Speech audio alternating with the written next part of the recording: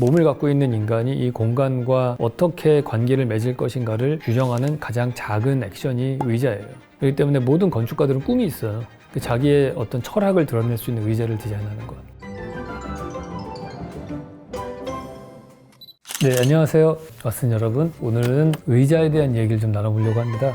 우리가 건축이라고 하면은 우리가 살기 편안하지 않은 환경들을 한번 필터하는 장치가 건축이라고 할 수 있죠. 우리가 집 안에 들어가면은 밖에 날씨가 덥거나 춥거나 비가 내리거나 그런 것들을 다 1차적으로 차단해주는 그런 공간을 만드는 게 건축인데, 그 건축의 사이즈가 좀 줄어들면은 내 몸을 좀 편안하게 해주는 거가 가구가 되는 거죠. 가구도 되게 여러 가지가 있어요. 침대도 있고 소파도 있고 의자도 있고, 그 중에서도 가장 작은 사이즈, 한 사람을 위한 거가 의자죠. 그래서 어떻게 보면은 의자는 가장 작은 사이즈의 건축이다, 이렇게 볼 수 있습니다. 그래서 건축을 하는 사람들은 대부분 다 의자를 하나씩은 디자인하려고 많이 노력을 해요. 사람의 몸하고 닿는 첫 번째 장치이기 때문에 사실 옷을 제외하고는 건축 공간적으로 우리가 뭔가를 프레임하고 만들어내는 것은 의자가 처음이거든요. 사실 옛날에는 모든 사람들이 다 의자를 가졌던 건 아니죠. 권력자들만 가질 수 있었던 게 의자였습니다. 두 가지 이유 때문인데, 일단 의자는 좀 약간 인문학적인 의미를 본다면은 의자는 인체와 동맹을 맺은 관계라고 볼 수 있어요. 사회학 주류 중에서 사물과의 동맹을 맺은 걸로 사람을 파악하는 것들이 있거든요. 그러니까 예를 들어서 사무라이다 그러면은 사무라이는 말도 잘 타야 되고 칼도 잘 써야 되죠. 칼과 말을 동맹을 맺은 거예요, 사람이. 현대인이라고 하면은 자동차도 타고 지하철도 타고 컴퓨터도 하고 스마트폰도 합니다. 사물과 계속 동맹을 많이 맺을수록 그 사람의 능력치가 점점 올라가는 거죠. 저장 능력을 컴퓨터가 대신해주고 정보의 접속도 더 인터넷으로 빠르게 할 수 있고, 운전면허를 따기 전에는 내가 어디를 가려면은 버스나 지하철을 타야만 했다면은 운전을 하면 좀 더 자유롭게 딴 지역을 갈 수 있고 나의 공간이 더 확장되는 거죠. 근데 인류를 보시면은 처음에 부싯돌을 만드는 것부터 시작해서 끊임없이 사물과 동맹을 맺으면서, 혹은 그게 가축이 될 수도 있고, 그러면서 자기의 영역과 능력을 확장시켜 나가왔어요. 의자도 그런 면에서 본다면은 내 몸과 의자라는 가구가 하나의 동맹을 이루어서 내가 훨씬 편안하게 되는 그런 상태를 만드는 거죠. 의자는 근데 아무래도 돈이 많이 들죠, 제작하는데. 그러다 보니까 권력자들만 쓸 수 있었던 거고, 또 하나 두 번째는 의자는 가구예요. 근데 가구가 놓여지려면은 자리를 차지합니다. 그러니까 그만큼 공간을 차지하고 있다는 얘기는 더 넓은 공간이 필요하다는 얘기예요. 우리가 과거에 이 한 장소가 이부자리 폈다가 치우고서 거기다 밥상이 들어왔다가 밥 먹고 반찬 그릇 치우면 책상이 됐다가 계속해서 한 장소가 여러 가지로 쓰였는데, 지금은 침대와 식탁과 책상 이렇게 다른 가구를 쓰고 있어요. 소파도 놓여져 있고. 그러면 그 가구들은 하루 중에 몇 시간 안 쓰지만은 그 정도의 면적을 계속 차지하고 있는 겁니다. 사실은 그 공간을 계속 우리는 지불하고 있어야 되는 거예요. 침대 하나가 놓여져 있다, 그 얘기는 하루에 16시간 동안 자리를 차지하고 있는 거니까 8시간만 우리가 쓰고, 그러면은 걔 혼자 한 4천만 원 쓰고 있는 거라고 했잖아요. 그러니까 그런 정도로 더 넓은 공간을 필요로 하는 게 가구예요. 그래서 가구가 많을수록 사실은 더 부유한 사람만 가능한 거죠. 그러니까 옛날 사람들은 사실 의자라는 건 사치품이었다고 볼 수 있어요. 왕이나 귀족 같은 사람들만 의자에 앉죠. 우리 이집트의 벽화를 보시면은 벽화가 왕이나 왕비는 되게 크게 그려놓고 걔네들 의자에 앉아 있습니다, 주로. 그리고 옆에 서서 시종을 드는 노예들이 쭉 있죠. 우리가 사극을 보더라도 임금만 혼자 의자에 앉아 있고 양쪽으로 종대로 이렇게 쫙 서가지고 신하들이 서서 이제 고개를 숙이고서 얘기를 듣잖아요. 그런 세팅들이 얘가 앉아 있다는 거는 더 몸을 편안하게 하고 같이 대화를 할 때에도 더 편안한 상태에서 말을 할 수 있다. 이 얘기는 그만큼 신분이 높다라는 걸 증명하는 거죠. 그래서 제가 얼마 전에 이제 차에 탔어요. 근데 좀 좋은 차에 탄 거죠. 근데 뒷자리에 딱 앉으니까 팔걸이가 있는 거예요. 그러니까 팔걸이에 딱 이것만 얹어도 너무너무 편안한 거예요. 왜냐면 의자도 똑같은 의자가 아니죠. 팔걸이가 있는 의자가 있고 없는 의자가 있어요. 팔을 걸 수 있다는 얘기는, 보통 의자에 앉으면 등과 엉덩이가 내 체중을 받치고 있지만은 팔걸이가 있는 순간 내 팔을 하나는 그 팔걸이가 지탱하고 있는 거죠. 그렇기 때문에 엉덩이와 등의 체중이 좀 덜 가는 거예요. 그래서 넓은 면적으로 나의 체중을 분산시킬 수가 있으면은 그럴수록 더 좋은 의자가 되는 겁니다. 우리가 잠깐 고등학교 물리 시간으로 돌아가서 벡터라고 다 배우셨잖아요. 스칼라와 벡터. 자, 사람이 서 있으면은요, 중력이 있어요. 땡기죠. 그러면 이거에 반대해서 딱 90도로 체중을 받아야 되는 거예요. 근데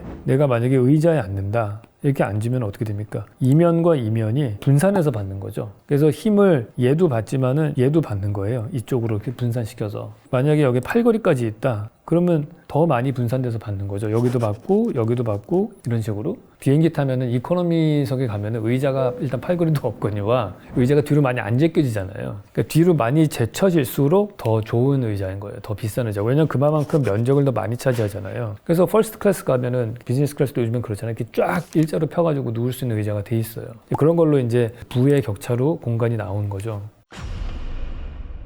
과거에는 정말 권력자들만 의자에 앉았단 말이죠. 점점 사회가 민주화될수록 많은 사람들이 의자에 앉는 쪽으로 바뀝니다.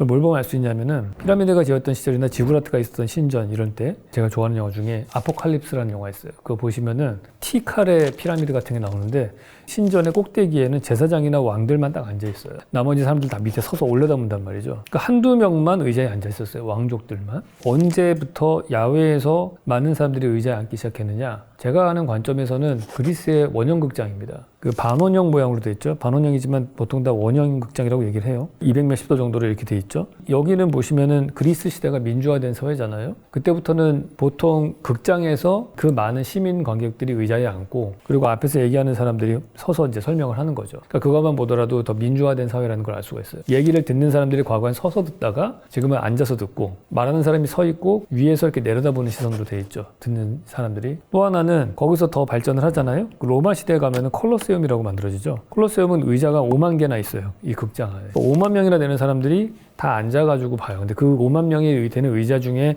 한 귀퉁이를 차지하고 있는 게 황제예요. 그 다른 시민들과 함께 이렇게 앉아있는 약간 박스형으로는 물론 만들어져 놨겠죠. 근데 어쨌든 왕과 시민이 같이 앉아서 하나의 이벤트를 보는 거죠. 그렇기 때문에 그만큼 더 많이 민주화됐고 그 규모도 커졌다고 볼 수 있어요. 그러다가 이 의자가 상용화돼서 나중에 이런 벤치라는 게 나오죠. 벤치는 그냥 공원에 놓여진 것들이에요. 공원에 벤치가 만들어진다라는 거가 어떻게 보면은 거의 시민사회의 끝판왕이라고 볼 수 있는 거예요. 그 얘기는 좀 뒤에 다시 하도록 하고요. 우리가 좀 관심 있게 봤으면 하는 건데 의자의 디자인만 보더라도 그 시대의 사람들의 생각을 좀 읽을 수가 있습니다. 과거에 우리 그림을 보시면은 이집트 시대에 만들어진 의자들을 보면은 의자의 다리가 동물 모양으로 되어 있어요.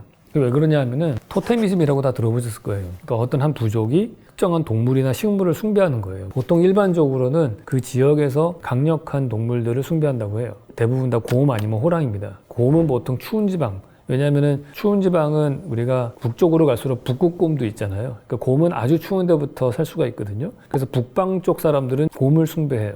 그래서 곰이 저쪽 북극까지 쭉 다 숭배를 하고요. 그거보다 좀 더워지는 쪽으로 가면은 호랑이를 숭배하는 쪽으로 갑니다. 막 정글 속에 호랑이가 있고 그러잖아요. 인도나 이런데. 어느 시점에서 사람들이 동물에 대한 생각이 바뀌냐 하면은 농경사회로 바뀌면서부터예요. 이집트만 하더라도 농경사회잖아요. 그 얘기는 왕이 여기 이렇게 앉아 있는데 그 밑에 다리가 동물의 다리라는 거는 동물을 자기가 깔고 앉았다는 얘기잖아요. 그래서 토테미즘이 진화가 돼서 숭배하던 동물에서 임금이 그 위에 앉는 그런 지경까지 간 거죠.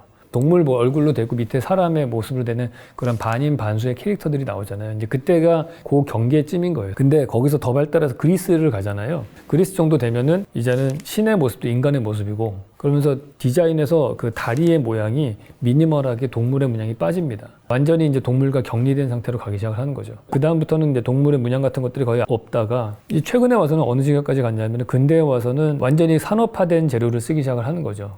나무 같은 재료를 쓰다가 지금은 철을 쓰기도 하고 점점 의자의 디자인을 보면은 동물과 인간의 관계가 어땠는지 그 시대 사람들이 생각이 세상을 바라보는 시선이 어땠는지 이걸 좀 약간 엿볼 수가 있습니다.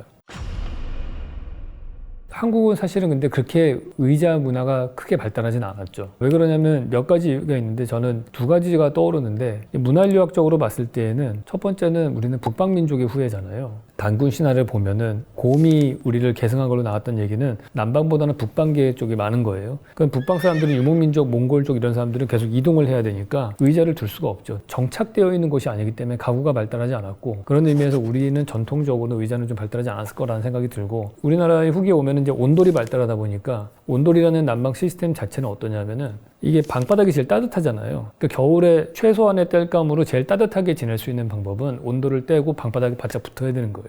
그러니까 이부자리를 깔죠, 우리는. 그리고 사극을 보면은 보료라고 그러잖아요. 두툼한 이불 깔고 팔걸이 있는 정도만 하잖아요. 대부분 다 좌식으로 낮게 삽니다. 더운 공기는 위로 올라가지 않습니까? 온돌이 아니고 만약에 벽난로를 떼거나 화로를 난방을 하기 시작을 하면은 위로 올라갈수록 점점 따뜻해져요. 그래서 서양 사람들은 침대 문화가 발달하죠. 그 침대도 되게 높아요. 옛날에 르네상스, 바로크, 로코코 이런 때의 침대를 보시면은 밑에 공기는 차갑기 때문에 춥죠. 그래서 위로 점점 올라간단 말이에요. 의자도 마찬가지로 차가운 공기에서 더 벗어나서 생활할 수 있게 하기 위해서 의자가 더 발달한 게 아닌가 생각이 들어요. 대신에 우리는 그래서 바닥으로 깔다가 방석 문화가 많이 발달해 있는 거죠. 과거에 우리는 TV 같은 것들도 보면은 온 식구가 다 같이 봤어요. 저만 하더라도 막 허준 이런 거 막 50 몇 % 뭐 엄청났거든요. 그럼 가족들이 다 모여서 그걸 보려니까 가로로 긴 소파가 있어야 되는 거예요. 그래서 다 TV를 보는데 최근에 다 자기 스마트폰으로 보거나 아니면 랩탑으로 다 넷플릭스를 보기 때문에 각각 다른 프로그램을 보니까 굳이 온 가족이 모여 있을 만한 의자가 필요 없어진 거죠. 그래서 그렇기 때문에 일단 소파가 없어지고 거실의 중요성이 많이 떨어지죠. 그래서 의자가 혼자 있는 의자가 점점 중요해지고요. 그래서 리클라이너 같은 것들이 요즘엔 뜨잖아요. 그래서 혼자 편안하게 의자를 뒤로 확 제낄 수 있는 저기 뒤에도 보이는 저런 식의 리클라이너 의자들이 오히려 더 선호되는 쪽으로 가고 있고요.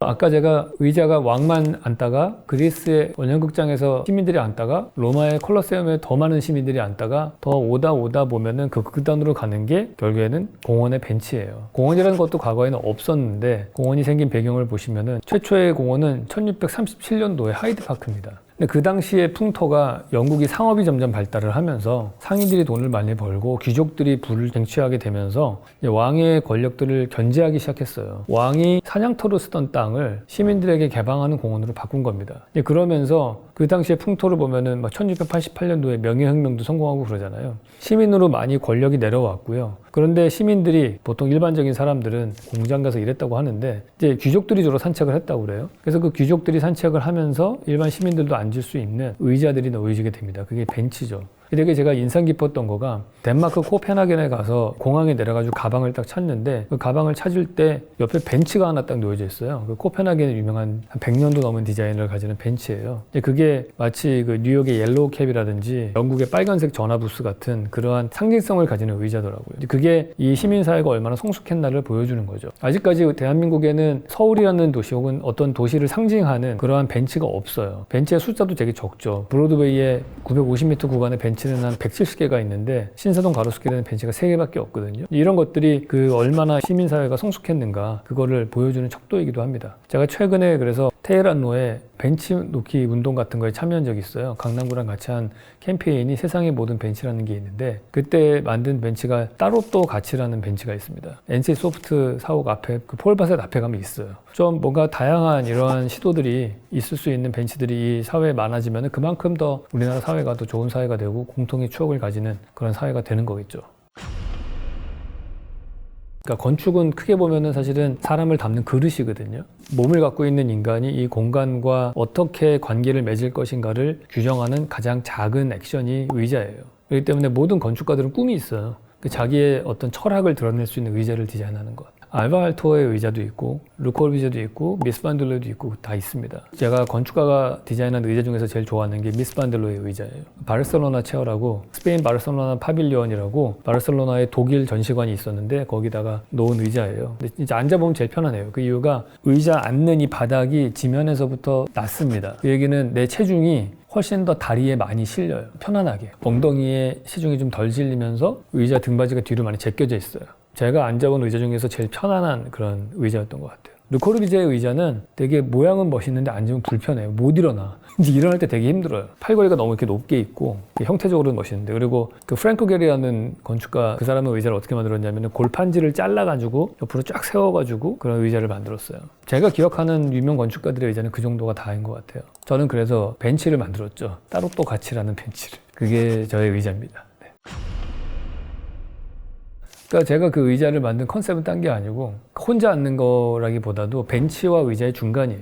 그러니까 바깥에 의자가 있는데 내가 혼자 앉고 싶으면 혼자 앉고요. 같이 누구랑 앉고 싶으면 밑에 레일이 달려가지고 두 의자를 붙일 수가 있어요. 그리고 각각의 의자는 그 베어링 로테이션 할 수 있게 돼 있거든요. 회전이 돼요. 이런 식으로. 그래서 내가 의자를 친구랑 같이 가면 의자를 돌려가지고 마주보면서 커피 마시면서 있을 수 있고 모르는 사람이면 이렇게 반대로 돌려가지고 등 돌리고 볼 수 있고 어떤 때는 인도 쪽을 향해서 앉을 수도 있고 혹은 찾길 쪽을 바라보고 앉을 수도 있고 되게 다양한 관계가 나오죠. 저는 가장 좋아하는 게 사용자가 선택적으로 뭔가를 해서 주변하고의 관계를 온오프를 시킬 수 있는 붙였다가 띄웠다 할 수 있는 그런 걸 되게 저는 좋은 디자인이라고 생각을 하거든요. 다양한 관계를 만들기 때문에. 그래서 제가 강조하는 것도 건축에서도 창문을 되게 중요하게 생각하는 것도 보고 싶을 때는 창문 보고 열고 싶을 때는 열고 보여지기 싫으면 커튼을 치면 된다. 그런 옵션이 있잖아요. 사용자가 컨트롤할 수 있는 관계를 만드는 의자. 그게 따로 또 같이 의자의 컨셉입니다. 훌륭하죠. 술 마시는 데를 바라고 그러잖아요. 왜 그런 줄 아세요? 바가 막대기잖아요. 그 서부 시대 때 다 말 타고 와서 술을 먹잖아요. 그럼 말을 걸 수 있는 바가 필요한 거야. 그래가지고 그 막대기에다가 말을 걸고 그리고 술집에 들어가서 바라고 그러다고 들었어요. 근데 이제 바에 가면은 우리가 특별한 게 이제 쭉 바텐더가 있고 앉으면은 스투르의자가 있잖아요. 근데 그 스투르의자는 되게 높아요. 근데 그 높은 이유가 뭐냐면은 바텐더는 서서 서빙을 하는데 이 스투르의자가 아닌 보통 일반적인 의자에 앉으면은 이게 바텐더가 내려다보게 되잖아요. 그 위에서 내려다보는 시선은 권력자의 시선이잖아요. 거만해 보이는 거죠. 서빙할 때도 허리도 아프고 1대1로 눈높이를 맞춰서 서 있는 바텐더와 앉아 있는 손님이 눈높이를 맞추기 위해서 발을 거기다 이제 걸고 앉게 돼 있잖아요. 이 의자의 높이와 이런 것들이 사람들하고의 관계를 컨트롤하는 데 되게 지대한 영향을 미친다는 거예요. 스투르의자는 대부분 다 회전형으로 돼 있잖아요. 그러니까 내가 이렇게 앉아서 보면은 앞을 보고 바텐더랑 얘기하다가 옆 사람하고 얘기할 때는 자연스럽게 그냥 돌리면은 그냥 회전해가지고 얘기할 수 있고 다시 앞을 볼 수도 있고 하는 의자로 돼 있죠. 그런 의자들이 많은 이유가 거기 있어요. 오늘 의자에 대해서 지금 얘기를 나눠봤고요. 의자와 연결되는 게 이 도시 속에서 왜 의자가 없느냐, 왜 도시 속에 벤치가 없느냐 그 얘기로 넘어가고 이제 그게 자연스럽게 공원에 대해서는 얘기가 다음 시간에 이어질 것 같습니다. 여기까지 하고요. 구독, 좋아요, 알람 설정 부탁드리겠습니다.